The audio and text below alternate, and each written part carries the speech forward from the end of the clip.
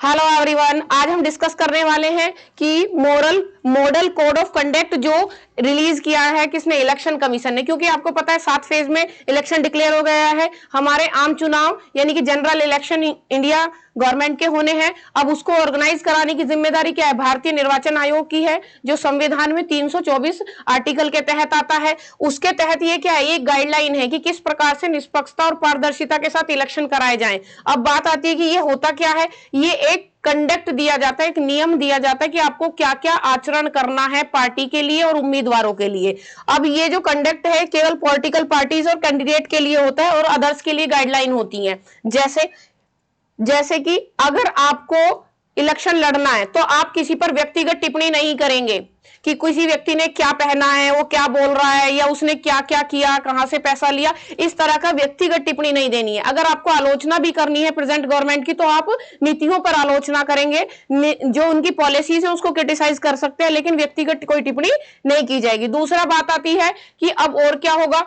अब आपको पता है कि भारत में क्या है, विविध धर्म है और कहीं धर्म के आधार पर कोई व्यक्ति वोट देने पर या देश को बांटने का काम ना करे, इसीलिए उम्मीदवार और पार्टियों को पहले ही ऑर्गेनाइज कर दिया जाता है कि भाई आपको क्या करना है कि सिस्टम में किसी भी धर्म जाति विशेष पर आपको टिप्पणी या उसका प्रयोग अपने स्वहितों के लिए नहीं करना है। इसीलिए अगर आप कहीं भी बैठक करते हैं, मीटिंग करते हैं, तो उसमें आपको कोई भी रिलीजियस प्लेस जैसे टेंपल, मस्जिद, गिरजाघर, गुरुद्वारे, कोई भी ऐसा स्पेसिफाई प्लेस आपको यूज नहीं करना है मीटिंग के लिए या किसी भी समारोह के लिए, नंबर 1। दूसरी चीजें इसमें क्या आती है कि आपको किसी भी निजी स्वार्थ या वोटिंग के लिए किसी व्यक्तिगत रूप से कहीं भी किसी को पैसा देना या कोई अलग तरीका यूज नहीं करना है। तीसरी बात, अगर आप कहीं जुलूस निकालने जा रहे हैं, कहीं संगठन करने जा रहे हैं, कोई भी काम करने जा रहे हैं, तो उसके लिए पहले आपको पुलिस से,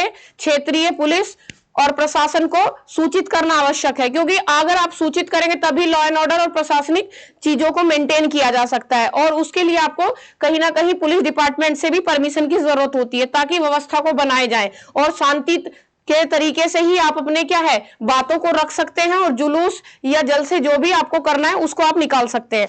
अब बात करते हैं कि क्या ये पनिशेबल है। अब ये क्या है, आपने देखा होगा जैसे नॉर्मल लाइफ में भी हम कहते हैं कि एक मॉरलिटी होनी चाहिए, एक नैतिकता होनी चाहिए कि व्यक्ति अपने निजी स्वार्थों के लिए कुछ ऐसे नियमों का उल्लंघन ना करे जिससे किसी दूसरे को फायदा हो या दूसरे के हितों को प्रभावित हो। तो इसीलिए क्या है, सेम ऐसे ही एक कंडक्ट देता है इलेक्शन कमीशन।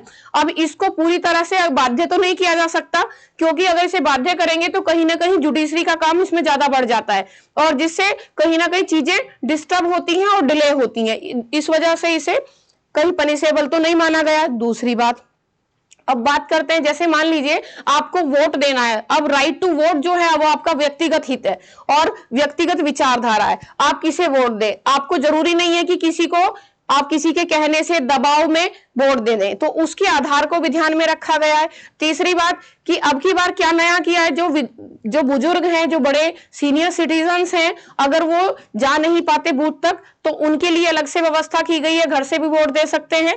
तीसरी चीज है कि 18 ईयर्स के बाद ही क्या है, 18 ईयर अगर कंप्लीट हो जाते तो आप वोट के लिए लीगल हो जाते हैं और आप अपने वोट का, आप अपने मत का प्रयोग कर सकते हैं एक सरकार को चुनने में, और सबको वोट देने का बराबर अधिकार है और सबको अपने वोट का प्रयोग भी करना चाहिए, क्योंकि यही तो लोकतंत्र की खूबसूरती है और यही आपके लिए मौका है कि आप अपने विचारों और अपने देश के विकास के लिए कुछ अपना मत दें, और ताकि आगे भी भविष्य में आप उसको अपने आप से जस्टिफाई कर सके। Thank you everyone.